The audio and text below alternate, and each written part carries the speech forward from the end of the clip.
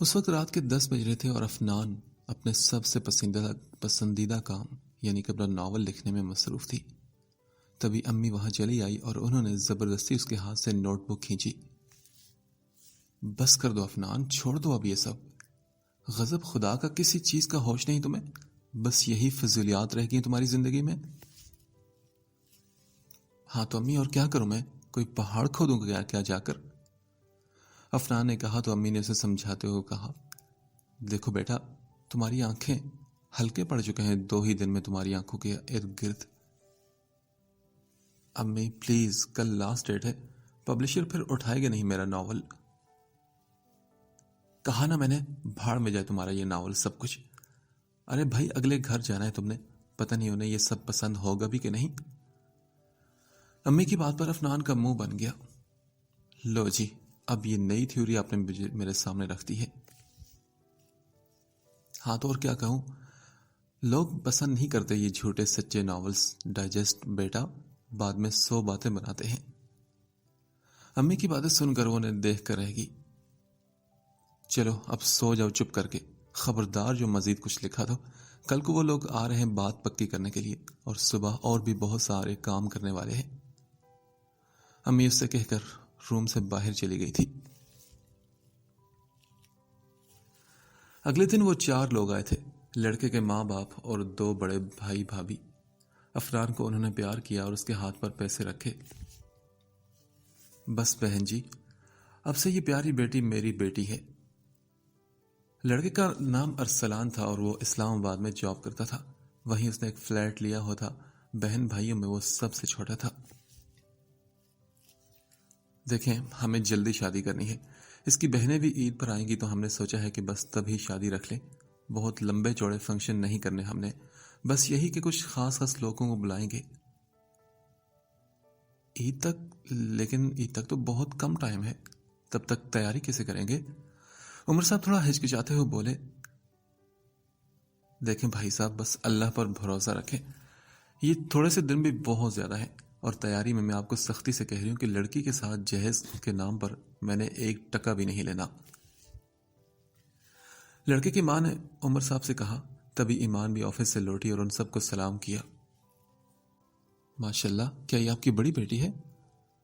اس لڑکی کی امی نے فاطمہ بیگم سے پوچھا تو انہوں نے کہا، جی بالکل، یہ میری بڑی بیٹی ہے، اور اس کی نسبت بھی طے کر دی ہے اس کے چچا زاد سے۔ عید پر اس کی منگنی کرنے کا بھی سوچا ہے۔ چلے، یہ تو اور بھی اچھی بات ہے۔ اور پھر اسی خوشگوار موڈ میں یہ سب کچھ طے ہوا تھا۔ عید کے تیسرے دن کی تاریخ بھی نکاح کے لیے منتخب ہوئی تھی۔ اوکے چلیں، میں آپ کو دیکھ کر میسج کر دوں گا۔ جی بالکل، میں نے لکھا تھا اور میں دیکھتا ہوں۔ چلیں ٹھیک ہے۔ انس کسی سے فون پر بات کر رہا تھا۔ کال بند کر کے وہ نیچے آیا، لڑکیوں کے کمرے میں دستک دے کر جھانکا تو کمرہ خالی تھا۔ وہ کچن میں آیا تو فاطمہ بیگم سحری کے لیے آٹا گون رہی تھی۔ تائی امی، افنان کہاں ہے؟ بیٹا وہ تو باہر نکلی ہے ایمان کے ساتھ، واک پر جاتی ہے نا، اس لیے۔ او اچھا، وہ دراصل میں نے اس دن اس کی نوٹ بک لی تھی نا، اس پر میں نے کچھ ضروری چیزیں لکھی تھی اور وہ میسج کرنی تھی کسی کو۔ اچھا، میں ڈھونڈ کر دیتی ہوں بیٹا تمہیں۔ انہوں نے ہاتھ دھوئے اور افنان کے کمرے میں آئی، وہ پیچھے ہی تھا۔ مطلوبہ نوٹ بک اسے وہیں ٹیبل پر رکھی مل گئی تھی۔ وہ اپنے لکھے پیجز کو پھاڑ کر نوٹ بک واپس رکھنے والا تھا کہ جب افنان کے لکھے ہوئے پر نظر پڑی، اس نے کچھ سوچ کر رجسٹر واپس لیا اور باہر نکل آیا۔ اپنا مطلوبہ کام کر کے اب وہ ایک اور نمبر ملا رہا تھا۔ ہاں ہیلو شاہد، کیسے ہو؟ یار ایک چھوٹا سا کام تھا۔ وہ روحیل کب ہوتا ہے؟ اپنے دوست شاہد سے باتیں کرتا وہ اوپر جاتا جا رہا تھا۔ شہزیب ان کے پاس سے گزرا تو اسے مخاطب کر لیا، اور کنجوس لڑکی کیسی ہو؟ شہزیب کی بات پر افنان نے حیرت سے اسے دیکھا اور پھر پوچھا، میں اور کنجوس پر کیسے؟ ارے بھائی، ساری کالونی تمہارا رشتہ پکا ہونے کی مٹھائی کھا رہی ہے، ایک نہیں کھائی تو بس پڑوسیوں نے ہی نہیں کھائی۔ خیر، رشتہ پکا ہونے کی اطلاع تو ہمیں بھی پڑوس سے ملی ہے۔ افنان نے کنکھیوں سے ایمان کو دیکھتے ہوئے شہزیب سے کہا، نہیں بالکل نہیں، وہ ایک افواہ ہے لڑکی، میرا کوئی رشتہ طے نہیں ہوا۔ شاہزیب نے فوراً صفائی دیتے ہوئے کہا تو افنان نے بھی اس سے کہا افواہ نہیں پکی خبریں ہیں ہمارے پاس، ہمارے بھی جاسوس ہیں یہاں وہاں پر۔ افنان چلو بس، کسی کی امی نے اگر دیکھ لیا تو پھر مٹھائی کے بجائے کچھ اور کھانا پڑ جائے گا۔ ایمان نے تھوڑا غصے میں کہا ایسی بھی کوئی بات نہیں۔ شاہزیب نے منہ بنایا اور پھر افنان کی طرف مڑا۔ دیکھو افنان، اپنی بہن کا کوئی علاج وغیرہ کروا، ہر وقت یہ سڑی کیوں رہتی ہے؟ شاہزیب کی بات پر وہ ہنس پڑی۔ ایمان نے آگے بڑھنا چاہا۔ میری بات پکی ہوگی تو تمہاری مرضی کی پارٹی دوں گا، جو تم چاہو۔ افنان شاہزیب کی بات سن کر خوش ہو گئی تھی، تبھی اس نے پھر کہا پھر تو میری دعا ہے کہ اللہ کرے آپ کی بات کل ہی پکی ہو جائے۔ شاہزیب نے اس کی بات پر آمین کہا اور مسکراتی نظروں سے اسے دیکھا۔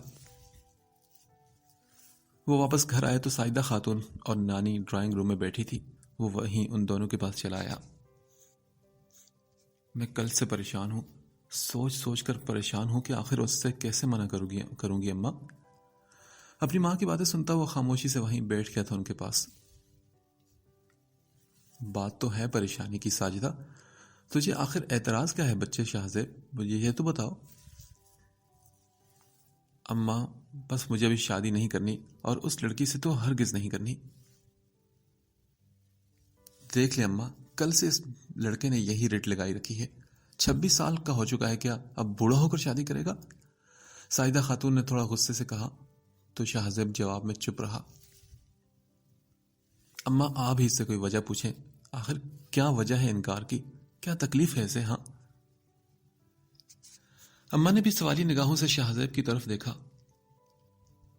دیکھیں اماں، میں انکار کر دوں گی، لیکن انہیں بھی تو کچھ بتانا پڑے گا نا کہ آخر کیوں میں اس رشتے سے انکار کر رہی ہوں۔ اپنی ماں کی باتیں سن کر شاہزیب نے جھکا ہوا سر اٹھایا اور کہا میں کسی اور کو پسند کرتا ہوں امی۔ پیریڈ ختم ہوا تو ارمان کے تینوں دوست جلدی سے اٹھے تھے۔ ارمان نے حیرت سے انہیں دیکھ کر کہا کہاں، ابھی تو بریک میں کافی دیر ہے نا؟ ابے نہیں یار، چلتے ہیں، مجھ سے اگلا پیریڈ بھی اٹینڈ نہیں ہونے والا۔ ہاں بالکل، مجھے بھی کافی بھوک لگ رہی ہے، کاشف نے بھی کہا اور اسے اٹھنے کا اشارہ کیا۔ چل آجا، ویسے بھی سر کاشف نے تو ٹیسٹ کا ہی راگ الاپنا ہے نا، جب ہم لوگوں نے ٹیسٹ دینا ہی نہیں تو یہاں بیٹھنے کا فائدہ کیا؟ ان تینوں کی باتیں سن کر ارمان نے بھی بیگ کندھے پر ڈالا اور باہر نکل آیا۔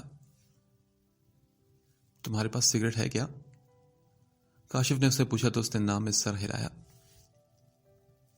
اور وہ جو کل پوری ایک پیکٹ تجھے پکڑایا تھا وہ کہاں گیا؟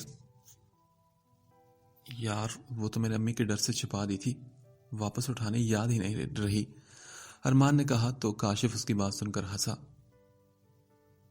اور اگر تیرے یہاں آنے کے بعد تیری امی کو وہ پیکٹ مل گیا تو؟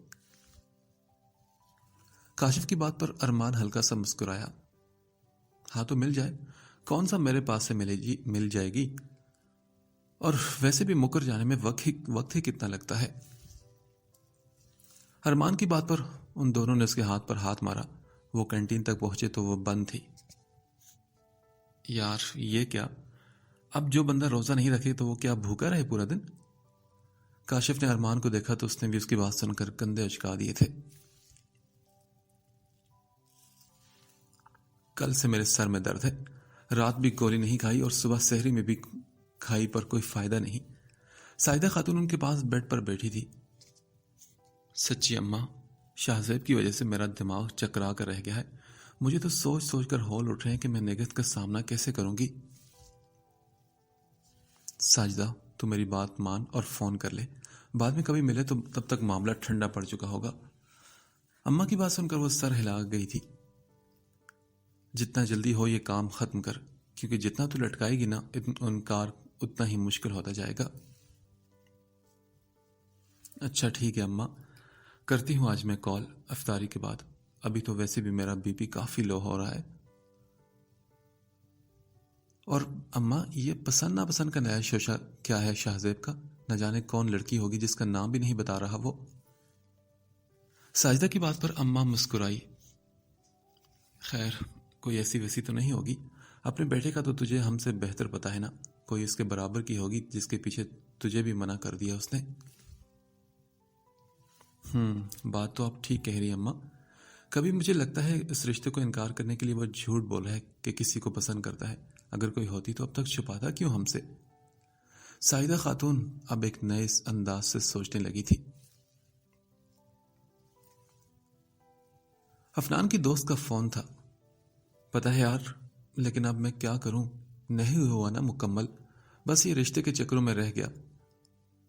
ہاں یار، مجھے پتہ ہے کہ تو نے اتنی کوشش کی میرے لیے، میں تیری بات مان تو رہی ہوں نا۔ امی نے تو صاف کہہ دیا کہ یہ لکھنا لکھانا بند۔ میری ساری نوٹس بک انہوں نے اٹھوا دی ہیں۔ نہیں، اب تو میں نہیں لکھ سکتی۔ چل ٹھیک ہے، فون رکھ رہی ہوں میں۔ کال بند کر کے وہ فون پکڑے بیٹھی رہ گئی تھی۔ آج ناول دینے کی آخری تاریخ تھی اور وہ اسے مکمل نہیں کر پائی تھی۔ ایک لکھاری کے طور پر اپنا آپ منوانے کا جو ایک سنہری موقع اسے ملا تھا وہ اسے گنوا چکی تھی۔ شاید میری قسمت میں یہی لکھا تھا، ایک اچھا رشتہ یا کیریئر۔ چل افنان بیٹا، کوئی بات نہیں۔ اس نے خود سے باتیں کرتے ہوئے خود کو ہی دلاسا دیا تھا۔ فاطمہ نے تو تیاریاں شروع بھی کر دی تھی۔ پرانے جوڑے نکال کر ڈھیر لگائے بیٹھی تھی۔ کون سا جوڑا کہاں کام آ سکتا ہے اور کیا کیا نیا لینا پڑے گا، ایک ایک چیز کا حساب لگائی جا رہی تھی اور وہ ان کے پاس ہی بیٹھی تھی۔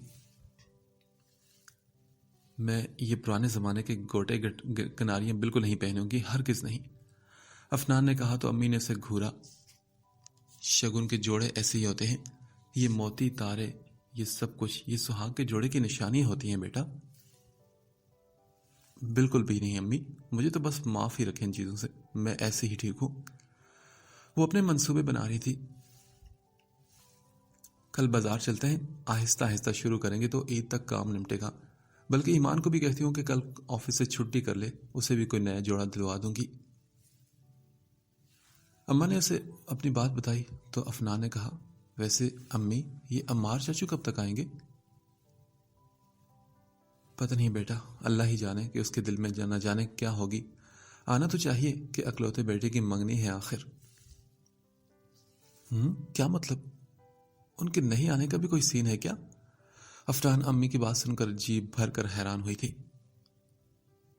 ہاں بیٹا، وہ 20 سال سے نہیں آیا اور مجھے نہیں لگتا کہ وہ اب بھی آئے گا۔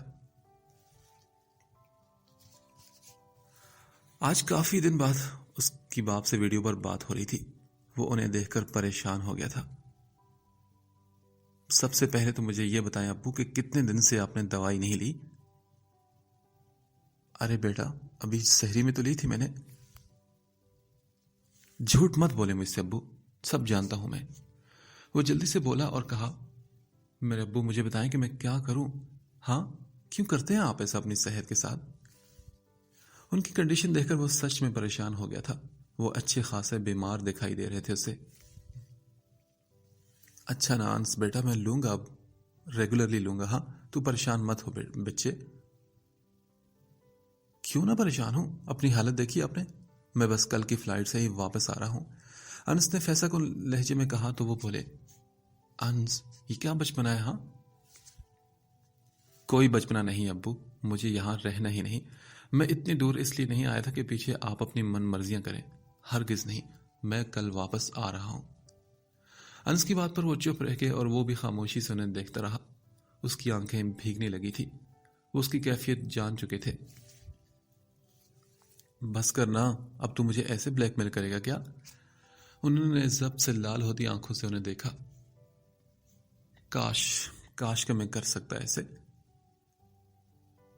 اچھا میرے باپ، میں کہہ رہا ہوں نا کہ میں اب دوائی لے لوں گا، وقت پر لوں گا اور اپنا خیال بھی رکھوں گا۔ عمار صاحب نے کہا تو وہ چپ رہا۔ اور ہاں، تو واپس نہیں آئے گا کل، سمجھا نا؟ ٹھیک ہے، میں نہیں آتا، پھر آپ آ جائیں یہاں پر۔ انس کی بات پر وہ چپ رہ گئے۔ اور ویسے بھی 10-15 دن بعد تو آپ آئیں گے نا میری منگنی پر؟ انس بچے، وہ میری بات سنو، کوئی اگر مگر نہیں ہے ابو، آپ آ رہے ہیں کہ نہیں مجھے اتنا بتائیں۔ یار انس ایسے کیسے؟ ادھر اتنا سارا کام پڑا ہے، تجھے پتا تو ہے نا، اور میں نے بھائی صاحب کو کہا ہے کہ سب ہو جائے گا۔ ہمار صاحب نے اسے اپنی بات بتائی تو وہ انہیں دیکھتا رہا اور پھر آہستگی سے بولا، اگر میں آپ کا سگا بیٹا ہوتا تو تب بھی نہیں آتے آپ ابو؟ اس کی بات سن کر وہ اسے شاکڈ ہو کر دیکھنے لگے۔ انہیں جیسے یقین نہیں آیا تھا کہ اس نے یہ بات کہی ہے، اور انس وہ بھی انہیں ایسے ہی دیکھ رہا تھا۔ اکیڈمی سے ارمان اور اس کے دوستوں کو پرفارمنس کارڈز ملے تھے۔ ارمان نے اپنا کارڈ لیا تو کافی دیر وہ اسے شاکڈ ہو کر دیکھتا رہا۔ بھلے ہی پڑھنے میں وہ بہت اچھا نہیں تھا، لیکن یہ پہلی بار ہوا تھا جب اس نے اتنی بری پرفارمنس دکھائی تھی۔ کاشف اس کے کندھے پر سے اس کے کارڈ پر جھکا اور ہنسا۔ یہاں بھی تجھے ہرا دیا، دیکھ میں تجھ سے زیادہ بار فیل ہوا ہوں، شیم آن یو۔ اس کی بات پر باقی سب بھی ہنسے تھے۔ یار آج تو مجھے کافی ڈانٹ سننے کو ملے گی گھر سے، خاص طور پر آپا سے، ارمان نے پریشانی سے کہا تو کاشف نے حیران ہو کر اسے دیکھا۔ کیا مطلب؟ تو یہ کارڈ گھر بھی دکھاتا ہے کیا؟ اس کے سوال پر ارمان چپ رہ گیا۔ میرے بھائی اس کارڈ کے ساتھ نا بس ایک ہی کام کرتے ہیں۔ اس نے ارمان کا کارڈ لیا اور اس کے سامنے اسے درمیان میں سے چیر پھاڑ دیا۔ ارمان نے حیرانی سے یہ سب دیکھا اور وہ تینوں اس کی حالت پر ہنستے رہے۔ افنان افطاری کے بعد سوکھے کپڑے اتارنے چھت پر آئی تھی جب اس نے انس کو دیکھا جو فون ہاتھ میں لیے خاموش بیٹھا تھا، اپنے ہی سوچوں میں گم، کسی اور ہی دنیا میں پہنچا ہوا۔ وہ ہولے سے کھنکاری تو انس چونک پڑا۔ آپ یہی ہیں کہ خیالوں میں دبئی بھی پہنچ چکے ہیں؟ اس کی بات پر وہ ہولے سے مسکرایا اور کہا، کاش کہ پہنچ سکتا، یوں ایک دم سے۔ کیا مطلب؟ بس ہم لوگوں سے دل بھر گیا ہے کیا؟ افنان کی بات پر انس نے ناراضگی سے اسے دیکھا اور بنا جواب دیے ٹیرس کی طرف بڑھا۔ اس کے اٹھنے پر سامنے والے گھر کی کھڑکی میں بھی پردہ لہرایا تھا۔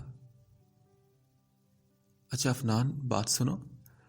کچھ یاد آنے پر انس نے پلٹ کر اسے پکارا۔ یہ بتاؤ کہ یہ سامنے والا کمرہ کس کا ہے؟ انس نے اشارے سے پوچھا تو اس نے نزدیک آ کر اس طرف دیکھا۔ یہ تو سجدہ آنٹی کا کمرہ ہے۔ سجدہ آنٹی کون؟ ساجدہ آنٹی کی بہن ہے کیا؟ انس کے سوال پر اس نے ہاں میں سر ہلایا۔ اچھا تو کیا یہ سچ ہے کہ انہوں نے کبھی شادی نہیں کی؟ ہاں سنا تو یہی ہے، لیکن کیوں افنان؟ پتہ نہیں، مجھے تو نہیں پتا اس کے بارے میں، افنان نے کندھے اچکاتے ہوئے کہا تو انس نے پوچھا، لیکن پھر بھی کبھی تمہارے دل میں یہ خیال نہیں آیا کہ کسی سے پوچھو؟ انس، خیال وہاں ہوتا ہے جہاں کسی کو کوئی پرواہ ہو۔ ساجدہ آنٹی جیسا برتاؤ ہمارے ساتھ کرتی آ رہی ہیں، اس کے بعد تو میری جیوتی کو بھی پرواہ نہیں کہ ان کے گھر میں کیا ہو رہا ہے۔ افنان باتیں کر رہی تھی جبکہ انس اسی کمرے کی طرف دیکھ رہا تھا۔ کیا تمہاری کبھی بات ہوئی ہے سجدہ آنٹی سے؟ نہیں، کچھ خاص تو نہیں، کبھی کہیں آتے جاتے بس دعا سلام ہو جاتی ہے، کہیں مارکیٹ میں۔ صحیح۔ افنان کی بات سن کر وہ سر ہلا کر رہ گیا اور وہ اپنے کپڑوں کو سنبھالتی واپس نیچے چلی گئی تھی۔ رمضان کے پہلے 10 دن کب کے گزر چکے تھے۔ اگلے 4-5 دنوں میں مہمانوں کے آنے جانے اور خریداری میں گزر چکے تھے۔ افنان کا جہیز اور ایمان کی منگنی کی تیاری، کپڑے، زیورات، فرنیچر وغیرہ، آئے دن بازار کے چکر لگ رہے تھے۔ ٹیلر کے پاس آنا جانا، ہر بندہ ہی بیزی تھا۔ اس کے 2 دن سے باپ سے بات نہیں ہوئی تھی۔ وہ جانتا تھا کہ وہ ناراض ہیں۔ اس دن اسے ان کی طرف سے وہ میسج ملا تھا، ایئرپورٹ کا نام، ساتھ میں وقت۔ اس کے چہرے پر مسکراہٹ پھیل گئی تھی وہ میسج پڑھ کے، اور مطلوبہ دن وہ ایئرپورٹ پہنچ گیا تھا۔ وہ ویٹنگ روم میں بیٹھا انتظار کر رہا تھا جب اس نے انہیں واپس آتے دیکھا۔ وہ اس کی طرف ہی آ رہے تھے۔ انہیں دیکھ کر وہ جلدی سے اٹھا، اس کے قریب آ کر انہوں نے بیگ چھوڑا اور آگے بڑھ کر اس کے منہ پر ایک تھپڑ مارا۔ تو ہمیشہ میرے ساتھ بہت زیادتی کرتا ہے، آئندہ بس ایک تھپڑ نہیں ماروں گا۔ تھپڑ کھا کر اپنے لال گال سے ہلاتا وہ ہنستا ہوا ان کے گلے لگ گیا تھا۔ پتا ہے، میں جانتا ہوں کہ کب آپ سے اور کیسے اپنی بات منوانی ہے۔ ہاں، بڑا جو ہو گیا تو نا، شرم نہیں آتی تجھے اپنے باپ کو دکھ دیتے ہوئے؟ انہوں نے اس کی کمر پر ہاتھ مارتے ہوئے کہا، ہاں تو آپ میرے باپ ہیں، میں جو مرضی چاہے کروں آپ کے ساتھ۔ باتیں کرتے ہوئے اس کی آنکھیں بھی بھیگنے لگی تھی۔ کیا مطلب عمار؟ سچ میں؟ وہ جلدی سے اٹھ بیٹھے تو انس نے مسکرا کر انہیں دیکھا۔ جی بالکل، وہ آ چکے ہیں۔ کہاں ہے وہ؟ کب آیا؟ اور مجھے کیوں نہیں بتایا؟ تایا ابو، انہوں نے مجھے بھی نہیں بتایا اپنے آنے کا، ایک دم سے چھاپا مارا ہے انہوں نے۔ اچھا صحیح، پر وہ ہے کہاں یہ تو بتاؤ مجھے۔ عمر صاحب کی بات سن کر وہ کچھ دیر چپ رہا۔ وہ بے چینی سے اسے دیکھتے رہے۔ کیا وہ یہاں نہیں آیا؟ ان کے سوال پر وہ پھر بھی خاموش رہا تو وہ نڈھال سے واپس بیٹھ کے، میں آپ کو لے چلتا ہوں نا ان کے پاس، انس نے کہا تو انہوں نے ایک لمبی سانس بھری۔ کاش میرا دل ہی نہ ہوتا، تھا تو کسی پر آیا نہ ہوتا، اور اگر آ ہی گیا تھا تو مسکی نہ سنتا۔ کاش۔ دروازے میں کھڑی فاطمہ بیگم نے بھی تکلیف سے انہیں دیکھا تھا، اور پھر وہ اس سے ملے بھی تھے۔ وہ اسے پہچان بھی نہیں پائے تھے۔ ان کا چھوٹا بھائی 4 سال چھوٹا، ان سے 14 سال بڑا لگ رہا تھا، بے تحاشا کمزور، نڈھال سا۔ اسکرین اور اصل زندگی میں زمین آسمان کا فرق تھا۔ انہیں دیکھ کر وہ حیران رہ گئے تھے، پھر مسکرا کر ان کے گلے لگے۔ عمار، یہ کیا حال بنا رکھا ہے تم نے؟ اتنے کمزور اور یہ سب؟ عمر صاحب کے سوالوں پر عمار صاحب بس مسکراتے جا رہے تھے۔ یہ نہ کرتے تو وہ رو پڑتے، اور رو دینے کو تو انس بھی تیار تھا۔ ابھی 15 دن پہلے جب وہ باپ کے پاس سے یہاں پاکستان آیا تھا تب وہ اتنے بھی بیمار نہیں تھے۔ ادھر اس نے سختی کرنا چھوڑی اور ادھر انہوں نے خود پر توجہ دینا بند کر دی۔ ڈاکٹر کہتے تھے کہ وہ خود ٹھیک نہیں ہونا چاہتے۔ وہ جانتا تھا کہ کیوں۔ اور عمار، تو گھر کیوں نہیں آیا؟ تیری بھابھی، بچیاں سب تیرے انتظار میں ہیں یار۔ بھائی جان پلیز میری بات سنیں، میں وہاں نہیں آ سکتا۔ آپ جانتے ہیں کہ میں نہیں جا سکتا وہاں۔ میں نے وعدہ کیا ہے اور میں وعدہ توڑ نہیں سکتا۔ میں مان نبھانا جانتا ہوں بھائی صاحب۔ عمار صاحب کی بات پر عمر صاحب بھی چپ رہ گئے تھے۔ ابھی فی الحال وہ اس ہوٹل پر رکے تھے۔ وہ آس پاس کوئی اچھا سا کرائے کا گھر دیکھ رہا تھا۔ مجھے ایک بار ان سے بات کرنی ہے پھوپھو اماں، پلیز بس ایک بار۔ وہ بے بسی سے اسے دیکھ کر رہ گئی۔ یہ ممکن نہیں ہے بچے، وہ نہیں آئے گی، وہ اس گھر میں بھی نہیں آئے گی، کبھی بھی نہیں۔ تو نہیں جانتا، میں جانتی ہوں۔ تو باہر کہیں بھی بس ایک بار۔ اس دن سائدہ خاتون اور شہاب صاحب نگے کی طرف گئے ہوئے تھے۔ آج بہت دنوں بعد انہوں نے انکار کر کے آنے کی ہمت کی تھی۔ شہزیب جم کے لیے نکلا تو انہوں نے اس سے فون کیا۔ اب وہ وہیں تھا۔ سجدہ اس وقت لاؤنج میں صوفے پر بیٹھی میگزین پڑھ رہی تھی جب انس نے کھلے دروازے پر ہلکی سی دستک دی۔ سجدہ نے چونک کر دیکھا اور پھر اسے دیکھتی رہ گئی۔ اتنا تو وہ اسے جان گئی تھی۔ اس کا چہرہ تو انہوں نے دیکھ لیا تھا۔ انس نے ہولے سے سلام کیا تو وہ جواب بھی نہیں دے پائی۔ وہ اندر داخل ہوا اور کہا، اتنے دنوں میں آپ مجھے جان تو گئی ہوں گی نا؟ وہ ہولے سے بولا۔ سجدہ نے جواب نہ دیا تو وہ اس نے کہا، اگر نہیں پہچانتی تو میں خود بتا دیتا ہوں، میں عمار نظامی کا بیٹا ہوں۔ انس کی بات سن کر سجدہ نے دکھ سے آنکھیں بند کی تھی۔ ان کی ٹانگوں سے جیسے جان نکل گئی تھی۔ وہ بے دم سی ہو کر صوفے پر آ بیٹھی تو انس جلدی سے آگے بڑھا اور وہیں ان کے پاس فرش پر بیٹھا۔ لاؤنج کے دروازے میں پھوپھو اماں کھڑی نم آنکھوں سے انہیں دیکھ رہی تھی۔ انس، تمہیں یہاں نہیں آنا چاہیے تھا۔ جو نہیں جانتے ہو اسے نہ جاننے میں ہی بھلائی ہے۔ میں سب جانتا ہوں سجدہ آنٹی، اب آپ کو وہ سب بتانے آئے ہیں جو آپ نہیں جانتی۔ اس نے سجدہ کی آنکھوں میں دیکھا اور پھر کہا، میں ان کی سگی اولاد نہیں ہوں۔ سجدہ نے انس کی آنکھوں میں لالیاں اترتی دیکھی تھی۔ میری بات کا مطلب سمجھتی ہیں آپ؟ وہ شاکڈ ہو کر اسے دیکھ رہی تھی اور پھر جیسے خواب کے عالم میں بولی، اور کون کون یہ بات جانتا ہے؟ مجھے نہیں پتا کہ اور کون جانتا ہے، اور مجھے فرق بھی نہیں پڑتا کہ کس کو یہ بات پتا ہے۔ مجھے بس ایک ہی بات پتا ہے۔ اپنی بات کرتے ہوئے ذرا کی دیر کے لیے رکا اور پھر بولا، وہ مر رہے ہیں سجدہ۔ اس کا دل کسی نے مٹھی میں لے کر جیسے بیچ ڈالا تھا۔ انس کے گال پر وہ آنسو بہہ نکلے تھے، اور ان کی بیماری کچھ بھی نہیں، بس آپ سے دوری ہے۔ وہ دنیا بھر کے ڈاکٹرز کو اپنا زخم دکھا چکے ہیں، لیکن مجھے پتا ہے کہ ان کی ڈاکٹر بس آپ ہیں۔ انس نے اپنی بات کرتے ہوئے ہولے سے اس کے پیروں پر اپنے ہاتھ رکھے۔ انہیں علاج کی ضرورت ہے، انہیں آپ کی ضرورت ہے، انہیں مرنے سے بچا لیا پلیز۔ اس کی آواز بھرا گئی تھی اور منظر آنسوں نے دھندلے کر لیے تھے۔ وہ سجدہ کے پاس ہی فرش پر بیٹھا ہوا تھا، سر جھکائے خاموش۔ دروازے میں کھڑی اماں ڈبڈباتی نظر سے ان دونوں کو دیکھ رہی تھی۔ سجدہ نے بڑی مشکل سے ضبط کیا اور پھر کہا، جب تم سب جانتے ہو تو یہ بھی جانتے ہوگے کہ میں یہاں اور وہ وہاں کیوں ہے۔ ان کی بات پر انس نے سر اٹھایا۔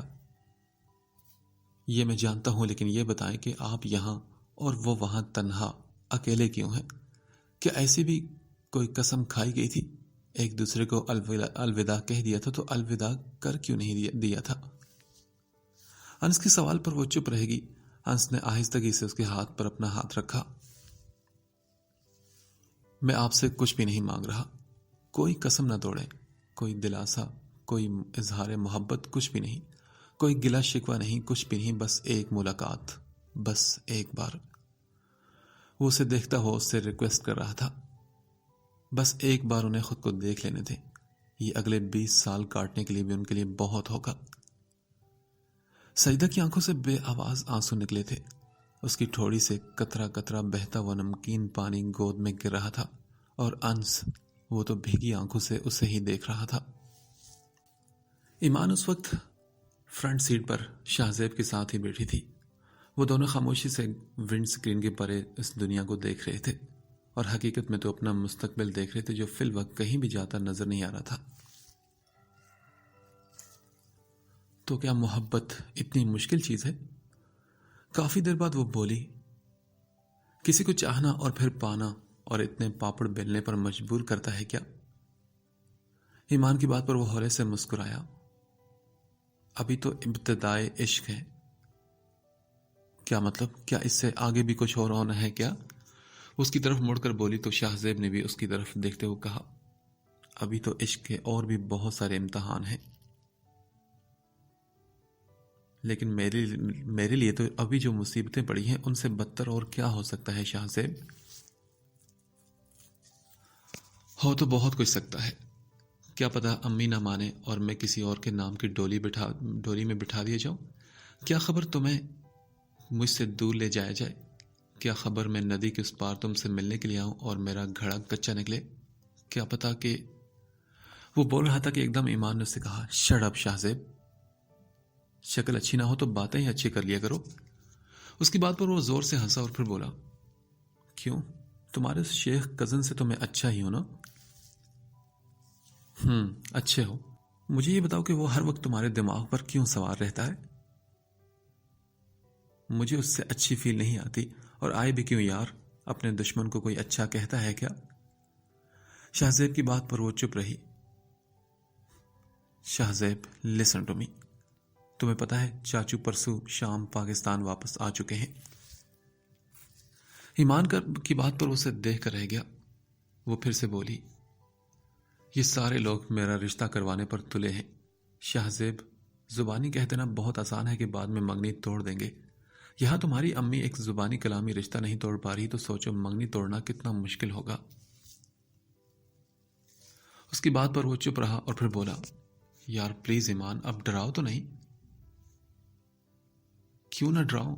یہ بات مجھے ہر صبح شام ڈراتی ہے شاہ زیب۔ میں جب اپنے ماں باپ کے خوش خوش چہرے دیکھتی ہوں تو تب یہ ڈر اور زیادہ ہو جاتا ہے۔ وہ پھر سے سامنے دیکھنے لگی تو شاہ زیب نے کہا، واقعی محبت بہت ہی دل گردے کا کام ہے۔ فلموں ڈراموں میں تو ہم نے کچھ اور ہی دیکھا ہے ایمان۔ اس کی بات پر وہ ہولے سے ہنسی تو شاہ زیب نے کہا، کاش کہ یہ بھی ایک فلم ہو، میں ہیرو ہوں اور تم ہیروئن، اور دی اینڈ ہونے سے پہلے میں اور تم ایک ہو جائیں۔ ارے تم دونوں جلدی کرو، ابھی تک تیاری نہیں ہوئی تم لوگوں کی؟ امی نے ان کے کمرے میں داخل ہو کر دونوں کو ڈانٹا۔ افنان سنگھار میں اس کے سامنے بیٹھی تھی جبکہ ایمان جوتے پہن رہی تھی۔ امی یہ لپسٹک زیادہ تیز تو نہیں نا؟ افنان کے پوچھنے پر انہوں نے نزدیک آ کر اسے ڈانٹتے ہوئے کہا، باپ کے ولیمے پہ نہیں جا رہی تو اتار یہ سارا میک اپ۔ امی کے ڈانٹے پر افنان نے برا سا منہ بنایا۔ آج فاطمہ بیگم بچوں کو لے کر عمار سے ملوانے لے جا رہی تھی۔ ان سب کا وہاں اکٹھے افطاری کا ارادہ تھا۔ ویسے امی ایک بات مجھے سمجھ نہیں آ رہی کہ آخر وہ یہاں کیوں نہیں آئے؟ ایسا کیا ہو گیا ہے کہ وہ اس گھر میں قدم رکھنے کے لیے راضی نہیں؟ اب میں کیا کہوں، اس کی مرضی۔ فاطمہ بیگم نے بات کو بدلتے ہوئے کہا تو افنان نے پوچھا، پھر بھی امی اتنے سالوں بعد ایک بندہ اپنے ملک واپس آتا ہے اور بجائے گھر جانے کے ہوٹل میں رہ رہا ہے، یہ ہو کیا رہا ہے یہ سب؟ افنان کے سوالوں پر وہ چپ رہی۔ بتائیں نا امی، کتنی باتیں رکھیں گی اپنے دل کے اندر؟ میری مرضی، جتنی مرضی رکھوں۔ فاطمہ بیگم نے غصے سے کہا تو انہیں دیکھ کر رہ گئی۔ کہیں آپ نے تو نہیں منع کیا انہیں یہاں آنے کے لیے؟ بھابیاں بھی بڑا کچھ کہہ جاتی ہیں۔ افنان کی بات پر فاطمہ بیگم نے اسے ایک ہلکا سا تھپڑ مارا۔ تیری ان منحوس کہانیوں میں ایسا ہوتا ہوگا، بدتمیز کہیں کی، اپنی ماں کے بارے میں ایسا سوچ رہی ہے تو؟ وہ اماں کے ساتھ گھر سے نکلی تھی۔ ساجدہ خاتون کو اس نے کسی کا کام کا کہہ دیا تھا۔ بڑی سڑک پر انس موجود تھا اور وہ ان کے ساتھ ہی وہاں آئی تھی۔ وہ اس کے ساتھ چلتی نہ جانے کیسے وہاں تک آ گئی تھی۔ وہ خود بھی حیران تھی۔ وہ کیا شے تھی جس نے اس سے وہ فیصلہ کروا لیا تھا؟ اسے تو 20 سال بھی اپنی بات سے پیچھے نہیں کر پائے تھے، تو اب ایسا کیا ہوا کہ وہ اس انجان لڑکے کے آنسوں سے پگھل گئی اور اس کی باتوں سے ہار گئی تھی؟ اماں کا ہاتھ تھامے انس آگے تھا اور وہ کچھ قدم پیچھے۔ کئی بار اس کا دل چاہا کہ چپکے سے واپس پلٹ جائے۔ کیسے وہ اسے دیکھ سکے گی؟ کیسے وہ بس دیکھ کر واپس پلٹ سکے گی؟ اس کا دل تو مانو دھڑکنا بھول رہا تھا۔ اس کی سینے میں درد اٹھ رہا تھا۔ انس اماں کو لیے اس کمرے میں داخل ہوا تو سائدہ نے ایک لمبی سانس بھری اور ان کے پیچھے وہ بھی کمرے میں داخل ہوئی۔ اندر خاموشی تھی۔ ابو کہاں ہیں آپ؟ دیکھیں تو کون آیا ہمارے گھر؟ انس عمار صاحب کو پکار رہا تھا اور وہ اس کے پیچھے ہی تھی جب اس نے اس کی پشت دیکھی۔ وہ آواز پر پلٹا تو وہ سانس لینا بھول گئی تھی۔ اماں نے آگے بڑھ کر اسے سینے سے لگایا۔ وہ جھکا ہوا سا ان کے سینے سے لگا ہوا تھا اور اماں آہستگی سے رو رہی تھی۔ تو نے بہت دیر لگا دی عمار، بہت دیر لگا دی۔ اماں کی بات پر سجدہ نے بھی دکھ سے آنکھیں بند کر لی تھی۔ وہ پرانا منظر وہ اس کے سامنے کھڑا تھا۔ وہ جا رہا تھا، وہ رو رہا تھا، وہ اسے گلاب دے رہا تھا۔ پھر سجدہ نے آنکھیں کھولی تو وہ اسے ہی دیکھ رہا تھا، خاموش نظروں سے۔ ہاں ویسے ہی جیسے تب دیکھا تھا جب وہ اسے کہہ رہی تھی کہ ہاں اب جدائی اور بچھڑنا ہمارا نصیب ہے۔